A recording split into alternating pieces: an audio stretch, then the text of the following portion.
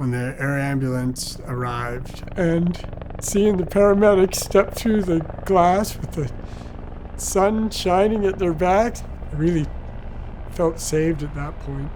Pilot asked, "Which hospital do you want to go to?" With someone in the shape that I was in, he tries to use every angle he can to get them to Vancouver General Hospital, because that's where the best care is. The wounds to his flank and lower legs looked very much similar to some of the injuries I've seen overseas in the military. There's massive tissue damage and bleeding and high risk of infection. Something that you don't usually see, and it takes a lot of experience to come together as a team to treat these patients. Colin is just so incredibly strong, and parts of him that are so determined clearly, saved his life ultimately. He was going up to scout out a route up Mount Dowler, the mountain that was named after our grandfather. So I left home on July 28th, 2019, and was heading back down on my mountain bike, very conscious that I was in bear territory. I was just cruising down the logging road, thinking, I wonder what I can talk my wife and kid into on my birthday tomorrow. When a bear stepped out about 75 or 100 feet in front of me. Oh crap, that is a grizzly. And it continued to slowly walk up the road until it was close enough that I had eye contact with it, which didn't feel good. I was thinking, I am in big trouble now. I put my pole in between its eyes on the flat of its head, and then it rolled its head and bit onto the pole.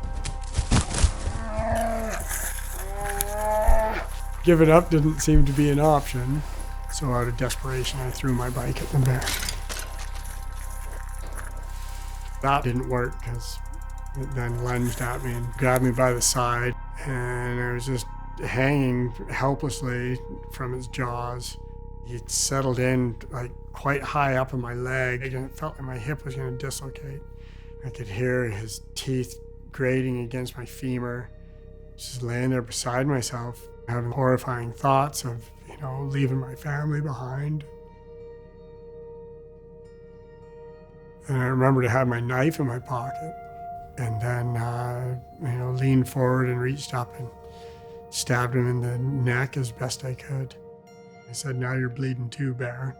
And it was at that point I struggled to get on my bike and started pedaling with one leg. Down the logging road, one of the loggers saw me, so I yelled, "Help! I've been mauled by a grizzly.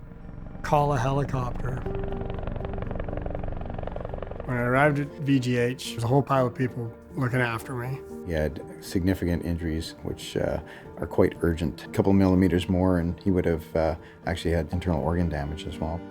The expertise of the hospital and the surgeons there to be able to apply their skills universally to put him back together in a pretty extraordinary way.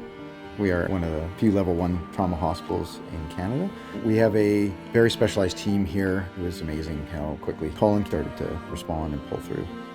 As I got more mobile and was able to walk the halls, they had the patients' last names on a board and then who their doctor was. And beside Dowler, they had trauma team. My most heartfelt thank you, for saving my brother's life and doing it with such calmness and grace. I fully have hopes to summit Mount Dowler. I think just to not let the bear beat me.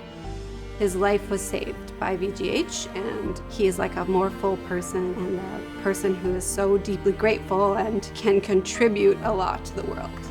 Their ability to pool resources, I thought was phenomenal. Bear attacks don't happen very often, and they're never the same, so there's no book on it.